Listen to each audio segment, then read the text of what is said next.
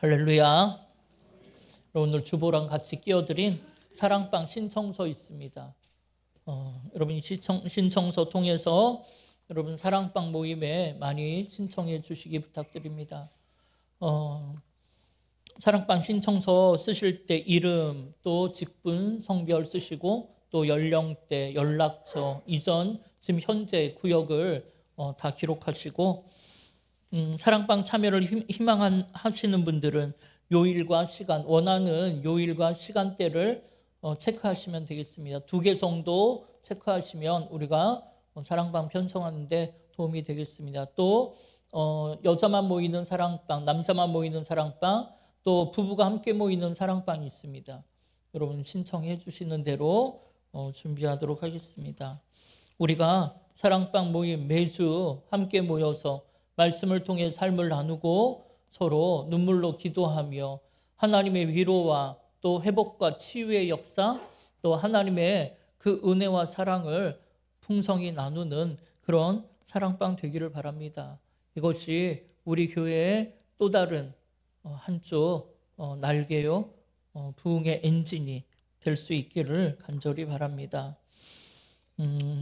더불어 여러분 성경 1도 지금 한창 진행 중에 있는데요. 성경 1도 잘 따라오고 계시죠? 놓치셨다면 내일 날짜 거부터 다시 시작하시면 되겠습니다. 지금 느헤미야가 들어왔습니다. 그래서 성벽을 재건하며 우리의 인생도 우리의 가정도 다시금 든든히 세워가는 그런 성경 1도 되시기를 간절히 바랍니다. 그럼 오늘 이야기를 보면요. 여러분 예수님은 요한복음 8장 12절에서 나는 세상의 빛이니 나를 따른 자는 어두움에 다니지 아니하고 생명의 빛을 얻을 것이라 말씀하셨습니다. 그리고 여러분 그 생명의 빛에 대한 이야기는 8장을 넘어 오늘 9장으로 와서는 날 때부터 눈먼 자를 실로암에서 고쳐주는 이야기로 이어지고 있습니다. 여러분도 이제 기억하시는 분들이 많이 있겠지만 지금이야 실로암 하면 안경점이나 안과를 먼저 떠올리지만 여러분 저는 제일 먼저 떠오른 게 우리가 옛날에 많이 불렀던 실로암이라는 찬양이 제일 먼저 떠올랐습니다. 예전에는 그 찬양의 멜로디가 너무나 흥겹고 그 찬양을 부르면 힘이 돼서 그렇게 찬양을 많이 불렀지만 이번에 그 가사를 곰곰이 읽으며 묵상해 보니까 실로암은 정말 찬양의 멜로디보다 가사가 훨씬 더 은혜롭다는 것을 새삼 깨닫게 되었습니다. 여러분도 기억하시는 그 가사가 이렇습니다. 어두운 밤에 캄캄한 밤에 새벽을 찾아 떠난다. 종이 울리고 닭이 울어도 내 눈에는 오직 밤이었어. 여러분 이게 무슨 말입니까? 무슨 고백입니까? 나는 지금 어둡고 캄캄한 밤에 소망의 새벽빛을 찾아 인생의 행복을 찾아 길을 떠났지만 새벽종이 울리고 닭이 울었는데도 다시 말해 해가 중천에 떴는데도 나의 인생은 여전히 캄캄한 밤이었어. 그렇게 고백하는 거예요. 그런데 여러분 저는 이게 꼭 이 땅을 살아가는 우리들의 모습처럼 느껴졌습니다. 여러분 우리도 지금 무엇이 선이고 무엇이 악인지 분별하지 못하는 캄캄한 어둠 속에서 그저 돈이라는 우상에 매여 지금 세상 사람들이 어디로 가는지도 모른 채 나도 정신없이 그 길을 따라가고 있더라는 거예요.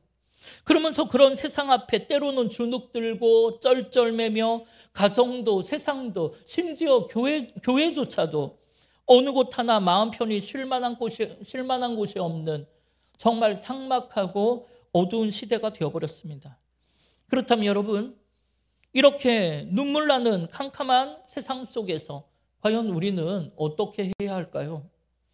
이에 실로암이라는 찬양이 그 다음에 뭐라고 고백하냐면 그러나 내가 그런 캄캄한 어둠 속에서 세상의 빛이 되시는 생명의 빛이 되시는 주님을 만났다라고 고백해요.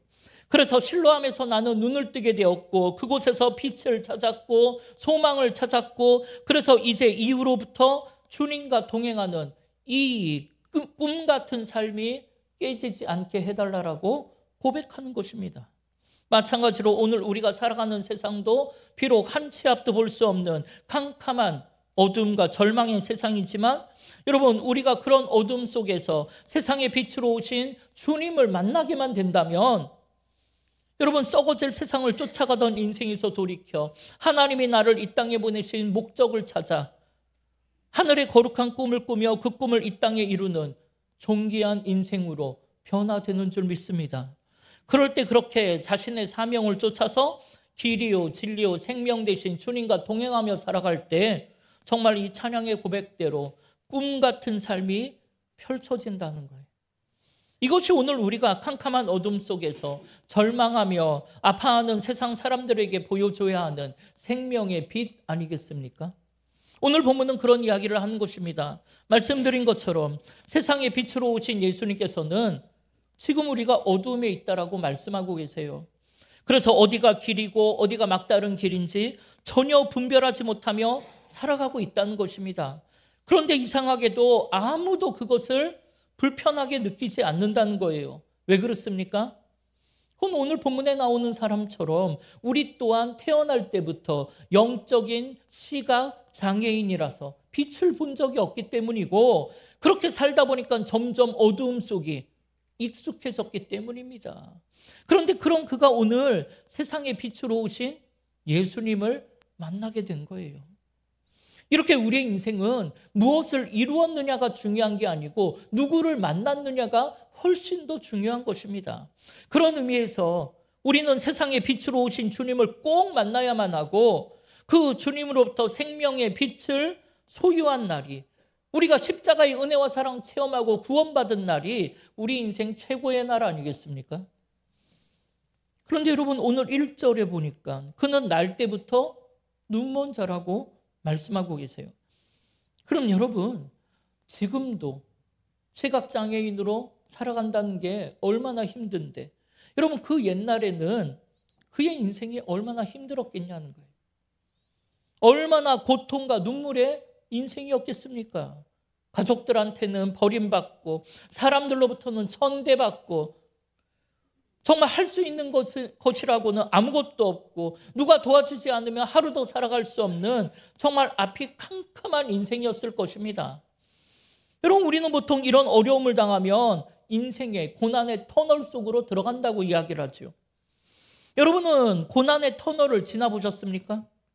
여러분, 우리나라에서 가장 긴 터널은 인제 양양 고속도로에 있는 인제 양양 터널이라고 그래요. 그 길이가 무려 11km나 된다고 합니다. 한참을 가겠죠. 여러분, 이런 캄캄한 인생의 터널 속으로 쑥 들어가게 되면 누구나 가슴이 철렁 내려앉게 되고 답답하고 숨이 막히고 끝이 보이지 않아서 두려움이 덜컥 찾아오게 될 겁니다. 그러나 여러분, 그때 우리가 반드시 기억해야 하는 것은 여러분, 여기는 들어가면 들어갈수록 출구가 없는 동굴 속으로 들어가는 게 아니고 들어가면 들어갈수록 여러분 출구가 있는 터널이라는 것을 기억하셔야 돼요. 여러분, 인제 양양 터널이 아무리 길다고 해도 11km만 지나면 햇살이 비치는 터널 밖으로 나갈 수 있다는 것입니다. 그럼 여러분, 그런 캄캄한 고난의 터널 속으로 들어갔을 때 어떻게 하면 안전하게 밖으로 나갈 수 있습니까? 여러분, 우리가 터널 속으로 들어가면 터널이 어떻게 꼬불꼬불 굽어져 있든 간에 그 터널 안에 유도등을 따라가기만 하면 안전하게 나갈 수 있는 것처럼 고난의 터널 속에서도 우리를 인도하는 인생의 유도등을 따라가면 안전하게 나갈 수 있습니다. 그럼 여러분, 우리의 인생의 유도등이 과연 무엇입니까? 그건 바로 세상의 빛, 생명의 빛이 되시는 예수 그리스도 아니겠습니까? 예, 여러분, 마치 하늘이 무너져 내리는 것처럼 한 치 앞도 볼 수 없는 인생의 고난의 터널 속으로 들어갔다라면 여러분, 그때 생명의 빛으로 우리를 인도하시는 주님을 바라보고 그 주님의 손을 꽉 붙잡고 말씀의 유도등을 따라 고난의 터널, 여러분 믿음으로 안전하게 나가시길 바랍니다. 예, 오늘 날 때부터 눈먼 자가 바로 그렇게 인생의 유도등, 세상의 빛이 되시는 주님을 만난 것입니다. 그런데 여러분, 오늘 본문 2절에 보니까 그때 제자들이 주님께 묻습니다. 주님, 이 사람이 눈먼 자로 태어난 것이 과연 누구의 죄로 인함이냐라는 거예요. 그의 죄로 인함인가 아니면 그의 부모의 죄로 인함인가 하는 것입니다. 왜냐하면 당시에 이런 장애를 가지고 태어났다는 것은 본인의 죄나 아니면 부모의 죄 때문에 그렇게 되었다라고 믿었기 때문입니다. 그런데 여러분, 이에 대해 주님께서 뭐라고 대답하십니까? 그렇지 않다라는 거예요. 여러분, 그렇지 않습니다. 3절에 보면 그 사람이 눈먼 자로 태어난 것은 그 사람의 죄가 아니요, 또 그의 부모의 죄로 인한 것도 아니라 그를 통해 하나님이 하시는 일을 나타내고자 함이라는 거예요. 근데 여러분, 이 말씀을 오해하시면 안 됩니다. 여러분, 이 말씀을 오해하게 되면, 아니 그럼 하나님이 하시는 일을 나타내고자 하나님이 일부러 그를 눈먼 자로 태어나게 했단 말인가? 그렇다면 나에게 닥친 이 고난도 하나님이 하시는 일을 나타내고자 일부러 그러셨다는 것인가? 여러분, 이렇게 오해할 수 있습니다. 그러나 여러분, 우리 하나님 그런 분 아닙니다. 우리 하나님은 당신의 사역을 위해서 수십 년 동안 이 사람에게 앞을 보지 못하는 그런 고통을 겪게 하시는 분이 아니라는 거예요. 물론 때로는 우리가 인생을 살아가면서 잘못된 선택, 죄악된 삶으로 인해 여러 가지 후회와 또 고난을 당할 수 있죠. 그리고 오늘 이 사람처럼 태어날 때부터 여러 가지 어려움을 가지고 태어날 수도 있습니다. 그러나 여러분, 그건 여러분 잘못 아니에요. 여러분의 자녀들에게 안 좋은 일이 생겼다 그래서 그 여러분의 죄 때문에 그런 거 아닙니다. 물론 이에 대한 하나님의 뜻이 무엇인가? 여러분, 그건 피조물인 우리가 다 알 수는 없습니다. 그래서 욥이 당했던 고난, 또 성경에 나오는 믿음의 사람들이 당했던 고난들에 대해, 오늘 우리가 당하는 모든 고난에 대해 이를 우리는 창조주 하나님의 고유 영역에 속한 신비로 남겨둬야 하는 거예요. 그건 하나님만이 아시겠죠. 그러나 여러분, 그때 분명한 게 있습니다. 여러분, 분명한 건 뭐냐면, 우리가 어떤 이유로 고난을 당하든지 간에 우리 하나님은 그런 우리와 함께 계시는 줄 믿습니다. 그리고 우리를 외면하시거나 떠나지 아니하시고 반드시 우리의 삶 속에 강하게 역사하실 것이고, 결국 그를 통해 하나님이 하시고자 하는 일을 나타내시는 줄 믿습니다. 이에 우리는 그런 고난을 당할 때, 여러분, 그때는 사탄도 역사하고 하나님도 역사하는 거예요.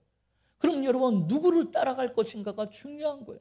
그때 인생의 유도등 되시는, 세상의 생명의 빛이 되시는 주님 따라가셔야 돼요.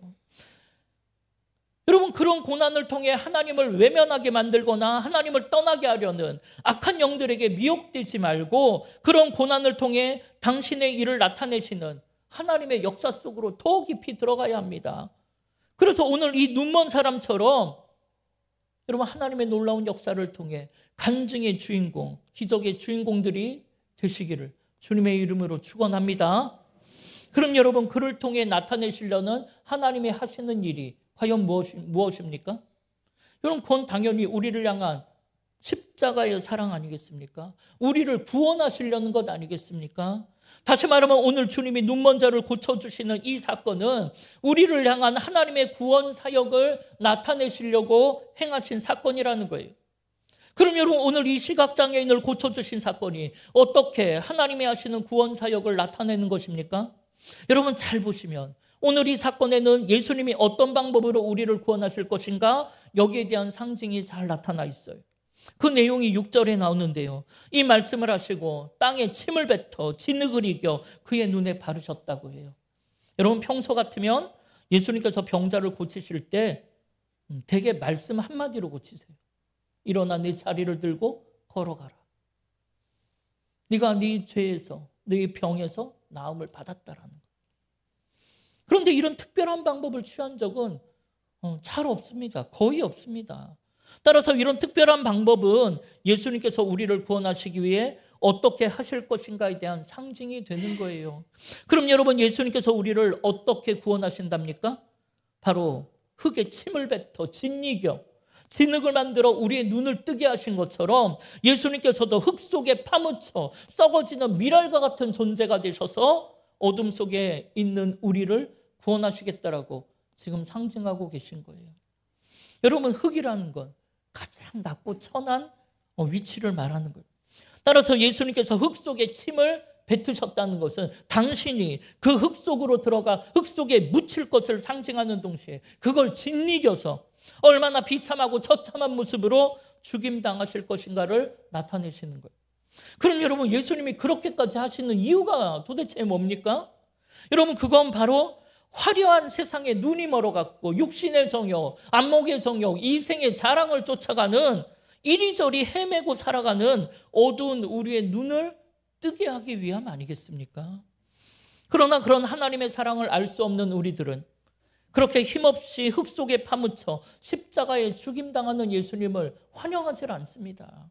그래서 오늘 본문 바로 앞에 8장 마지막 절에 보면 그렇게 힘없이 십자가의 길을 걸어가시는 예수님에 대해 사람들은 아주 심하게 반대를 했고 심지어 돌로 쳐서 죽이려고까지 했던 것입니다.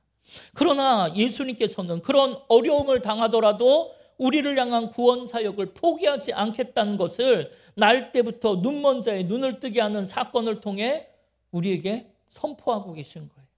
따라서 오늘 우리는 우리의 눈을 뜨게 하시는 주님을 꼭 만나야 합니다. 그리고 그 주님을 통해 영안의 눈을 뜨고 마지막 날이면 다 놓고 갈 이 썩어질 세상에 미련이나 욕심 부리지 않고 우리가 돌아갈 영원한 본향이 있다는 것을 깨닫고 그 본향을 향해 구원의 감격, 영생의 기쁨 속에서 한 발 한 발 믿음으로 살아가야 하겠습니다.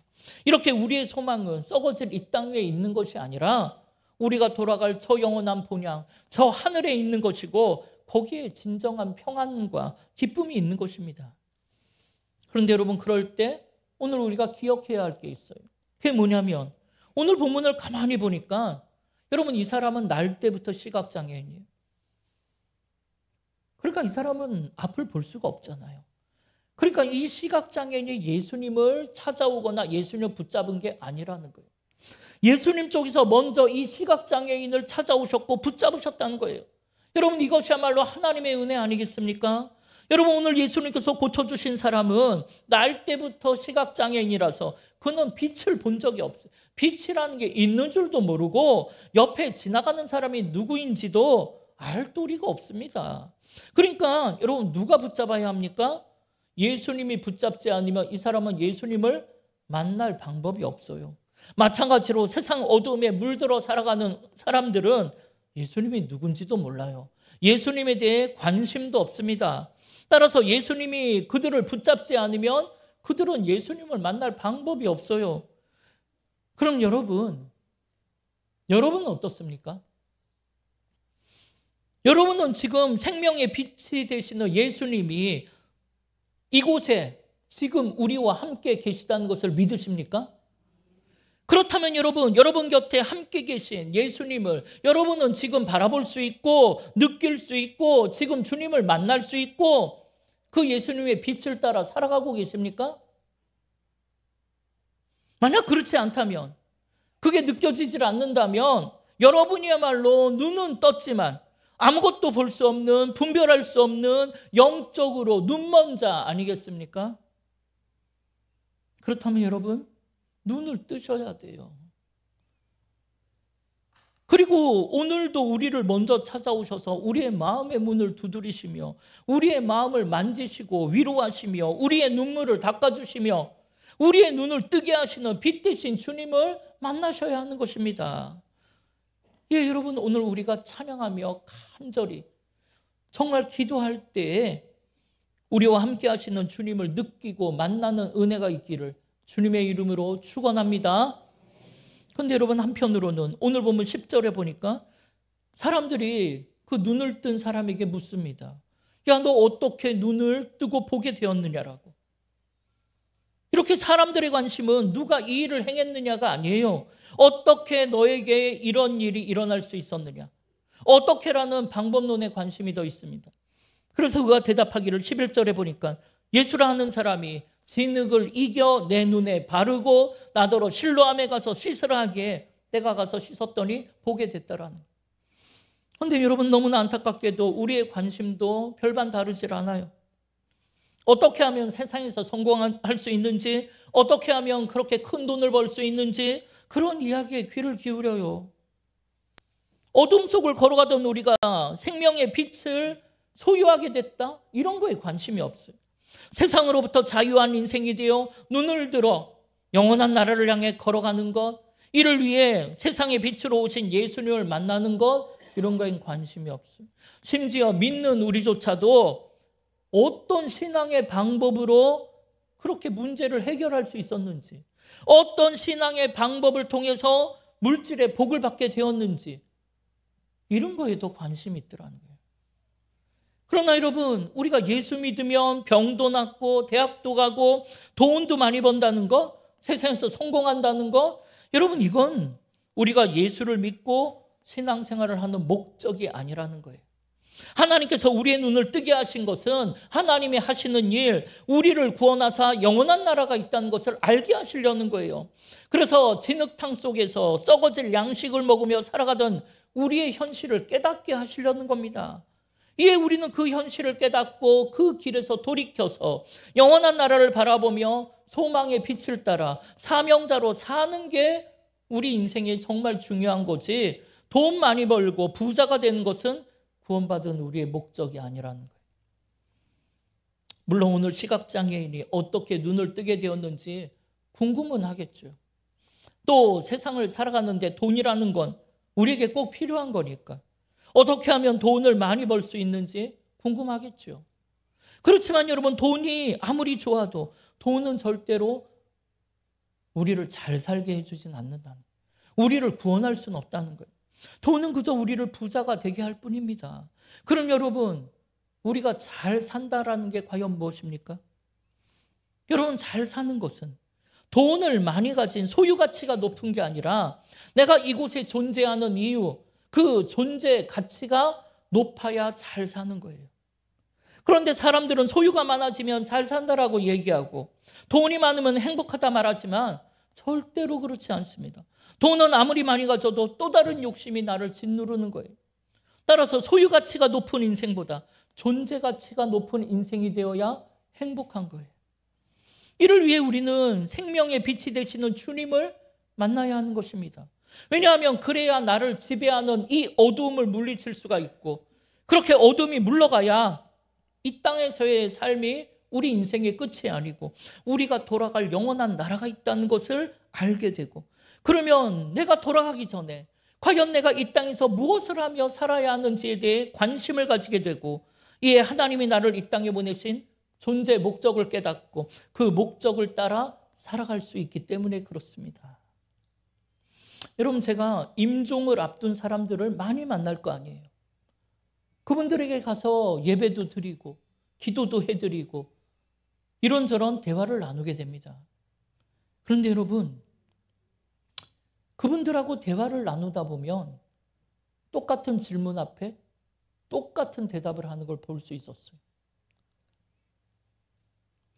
열이면 열, 백이면 백, 다 똑같은 대답을 했어요. 그 질문이 무엇이었냐면, 지금 인생의 마지막 날에 서 보니까 과연 무엇이 가장 아쉽고 후회가 되냐라는 거예요. 무엇에 미련이 남냐라는 거죠.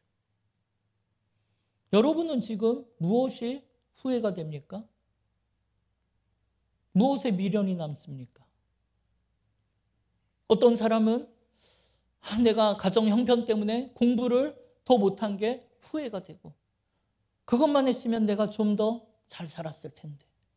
어떤 사람은 그때 그 잘못된 선택 때문에 어려움을 당하게 된 게 후회스럽다고.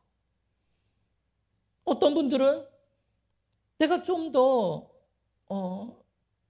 여유롭게 부자가 돼갖고 성공해갖고 내 가족, 내 자녀들에게 좀 윤택한 삶을 남겨주지 못한 거, 그런 게 좀 아쉽고 후회가 된다. 여러분도 그렇습니까? 근데 여러분, 임종을 앞둔 그 사람들이 한결같이 이야기하기론 그런 이야기를 하는 사람은 단 한 명도 없었어요. 그럼 무엇이 후회되느냐? 열이면 열, 백이면 백, 똑같이 이렇게 이야기합니다. 나에게 하루라도 더 시간이 주어진다면 내 남편, 내 아내에게 좀 더 잘해줄 것을. 다 이게 후회된대요.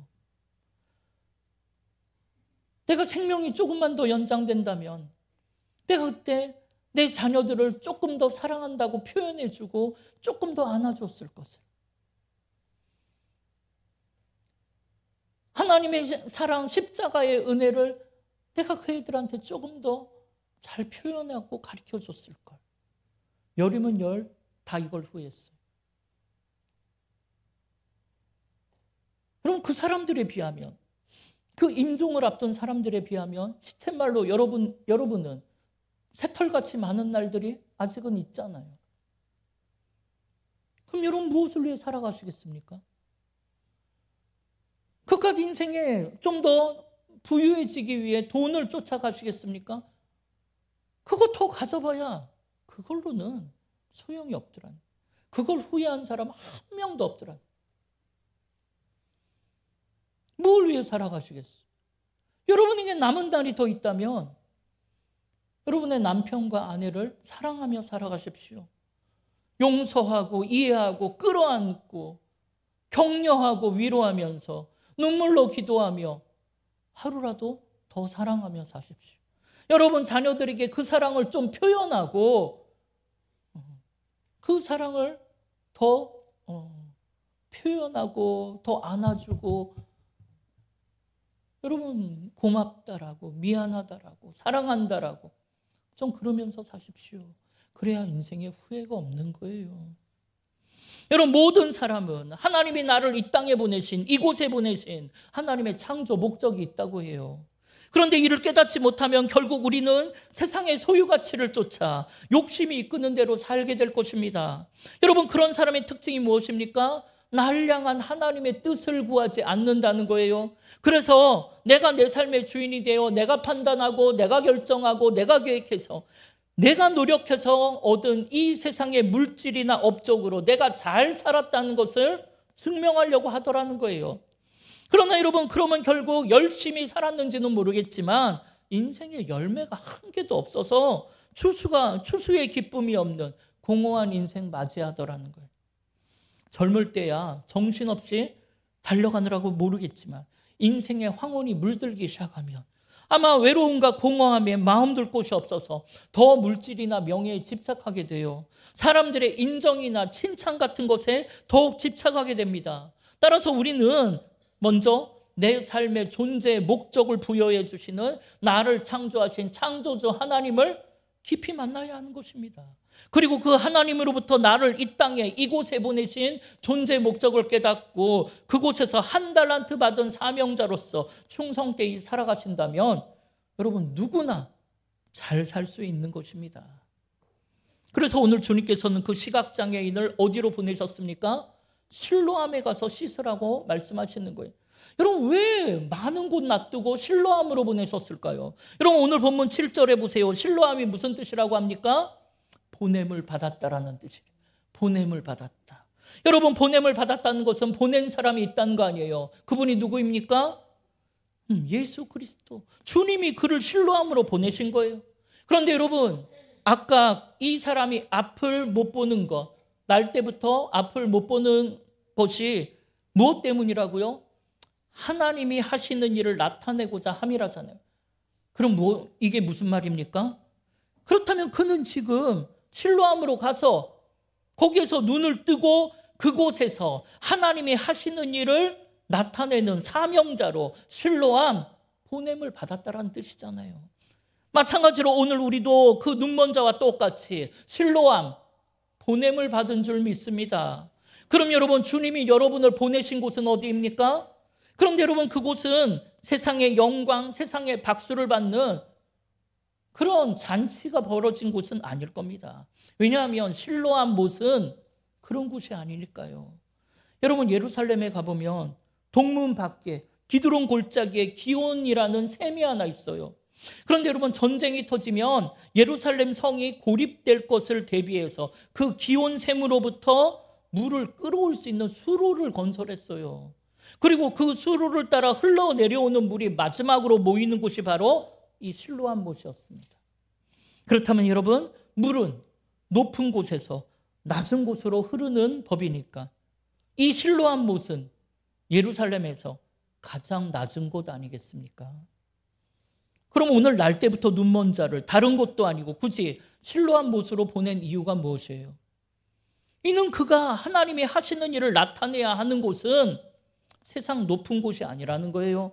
세상 가장 낮은 곳에서 하나님이 하시는 일, 그 구원의 역사를 이루어야 한다는 것 아니겠습니까? 사람들이 가지 않으려는 곳, 사람들이 외면하는 곳, 그곳으로 가서 낮고 천한 흙 속에 짓이겨진 모습으로 겸손하게 무릎을 꿇고 어두움을 씻어내는 삶을 살라는 것 아니겠습니까? 그럼 여러분, 여러분에게 그곳이 어디입니까? 여러분에게 가장 낮은 곳, 여러분이 피하고 싶은 곳, 평소라면 가기 싫은 곳, 하기 싫은 일, 그곳이 바로 오늘 주님이 여러분을 보내신 실로암인 줄 믿습니다. 그럼 여러분, 그곳에 가서 우리는 무엇을 해야 합니까? 당연히 하나님이 하시고자 하는 일, 바로 내 눈을 뜨게 하신 생명의 빛으로 오신 예수님을 그리스도라고 증거하는 것 아니겠습니까? 그런데 여러분, 그 방법은 세상에서 성공하고 높은 자리에 올라가고 내가 이렇게 돈 많이 버는 축복을 받았다, 이런 걸로 증명하려 해서는 안 된다라는 거예요. 그럼 여러분, 무엇으로 증명해야 합니까? 오늘 이 눈먼 자가 눈을 뜨고 변화된 삶을 살아가는 것처럼 오늘 우리도 생명의 빛이 되시는 예수 그리스도를 만나고 여러분, 더 겸손하게 낮아지고 섬기고 용서하고 헌신하는 완전히 변화된 삶을 통해 증거해야 하는 것 아니겠습니까? 여러분, 우리가 처음 십자가의 은혜와 사랑 체험하고 살아계신 주님을 만났을 때 여러분, 우리는 돈이 없어도, 몸이 아파도, 몸이 연약해도, 나의 상황과 형편에 상관없이 우리는 기뻐할 수 있었고 뭐든지 할 수 있었잖아요. 그게 무엇을 의미합니까? 그러니까 세상에서 돈 없는 초라함, 인생의 아픔과 눈물보다 내 안에 구원받은 이 감격, 이 영생의 기쁨이 훨씬 더 클 때 우리는 환난 중에도 감사할 수 있고 기뻐할 수 있다는 것 아니겠습니까? 이게 세상으로부터 자유함 아니에요? 이것이 바로 오늘 사람들에게 천대받았던, 그러나 보냄을 받고 눈을 뜨고 새로운 인생 살게 된 자가 보여줘야 할 실로암의 사명인 것입니다. 왜냐하면 그런 건 세상이 줄 수 없는 것이니까요. 세상이 알 수도 없는 것, 이해할 수가 없는 것이기 때문이니까요. 이를 위해 여러분, 먼저는 생명의 빛이 되시는 주님 만나기를 사모하시기 바랍니다. 그리고 십자가의 사랑과 은혜로 영안의 눈을 뜨고 세상으로부터 자유로운 인생, 변화된 인생이 되어서 주님 보내시는 그 실로암, 그 낮고 낮은 곳으로 가서 우리도 주님처럼 흙 속에 짓이겨진 채로 하나님이 하시는 일을 나타내시기를 바랍니다. 여러분, 세상의 소유 가치를 쫓아 어둠 속에 물든 채로는 하나님이 하시는 일을, 그 생명의 빛을 나타낼 수 없어요. 지금 여러분의 삶을 돌아보세요. 과연 우리에게 맡겨진 내 가족, 내 이웃이 또 세상 어둠 속에서 육체의 중독에 빠져 세상 연락 즐기며 사는 사람들이 과연 똑같이 세상에 물들어 사는 저와 여러분의 모습을 본다면 생명의 빛 대신 예수 그리스도를 과연 발견할 수 있겠습니까? 어림도 없는 일이죠. 그럼 여러분, 과연 지금 여러분의 삶에는 예수 그리스도의 빛이 아직도 꺼지지 않고 여러분 밝게 비추고 있습니까? 여러분, 부디 바라기는 오늘 우리의 삶에 예수의 빛이 가득하시기를 바랍니다. 이를 위해 매일 매순간 내 안에 보아이신 생명의 빛이 되시는 예수 그리스도를 깊이 만나고 말씀 안에서 살아가는 인생 되시기를 바랍니다. 그래서 구원받은 천국 시민답게, 진짜 그리스도인답게 우리 앞에 놓여진 여러 가지 선택과 갈등 속에서 실로암으로 제일 낮은 곳으로 가서 보냄을 받은 사명자가 되어 겸손과 헌신의 십자가, 사랑의 십자가를 지는 삶을 살아가시기를 바랍니다. 그럴 때 그런 우리를 통해 어둠 속에 있는 영혼들이 빛 대신 주님을 만나게 될 것이고 그들도 우리처럼 영안의 눈을 뜨고 실로암의 인생 살아가게 되는 줄 믿습니다.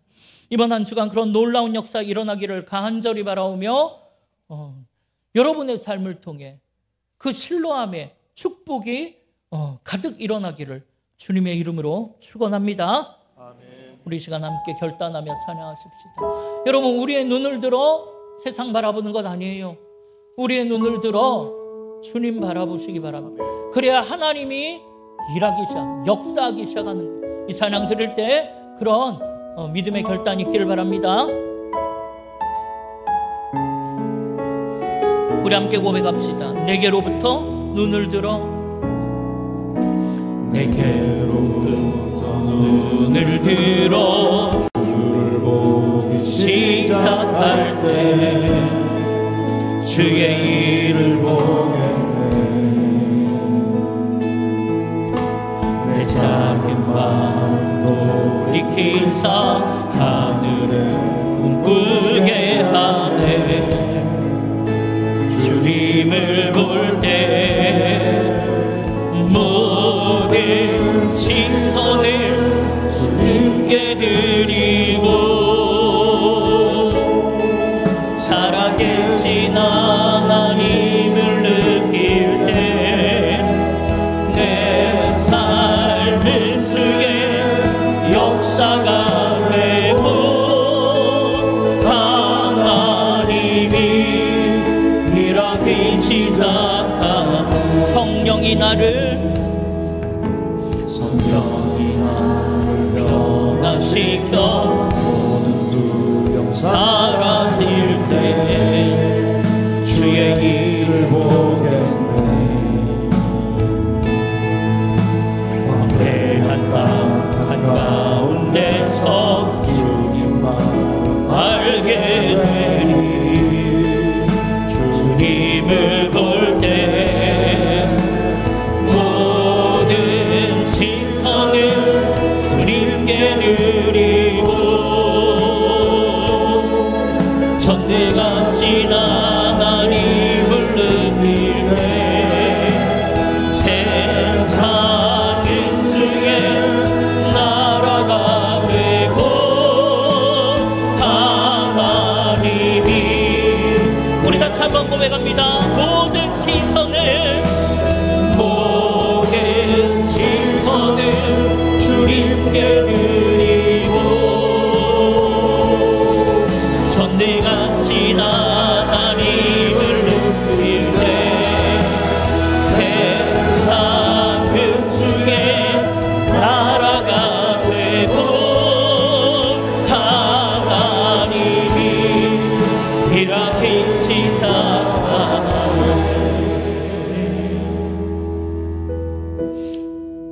사랑하는 여러분, 여러분은 지금 어떤 고난의 터널을 지나고 계십니까? 여러분에게 예수의 빛이 있습니까? 여러분, 모든 고난 속에는 사탄도 역사하고 하나님도 역사한다 했잖아요. 여러분, 누구를 따라가고 계십니까? 세상의 빛을 쫓아, 그 화려한 네온사인을 쫓아 여러분 그 세상으로 향하고 계십니까? 아니면 여러분 그 한 줄기 빛이지만 정말 생명의 빛이 되시는 예수님을 쫓아가고 계십니까? 여러분 주님을 따라가셔야 돼요. 비록 그곳이 실로암 가장 낮은 곳을 향한 곳일지 몰라도 여러분 그곳으로 가셔야 돼요. 거기에서 하나님이 하시는 일을 나타내십시오. 이를 위해 여러분 기도하십시다. 하나님, 내가 생명의 빛 대신 주님 만나게 해달라고. 내 안에 그 밝은 빛 가득 차게 해달라고. 그래서 그 구원의 감격, 영생의 기쁨이 충만하여서 세상으로부터 자유한 인생이 되어 나도 실로암 보냄을 받은 자의 사명을 다하는 그런 인생 살게 해달라고. 그래서 세상 소유가치 높은 것 아니고 존재가치가 높아 나를 이 땅에 보내신 존재의 목적을 쫓아 귀하게 쓰임받다가 마지막 날, 인생 마지막 날 주님 앞에 섰을 때 잘했다, 착하고 충성된 종이라 칭찬받는 인생 되게 해달라고 우리 주의 이름을 한번 부르며 합심으로 기도하겠습니다.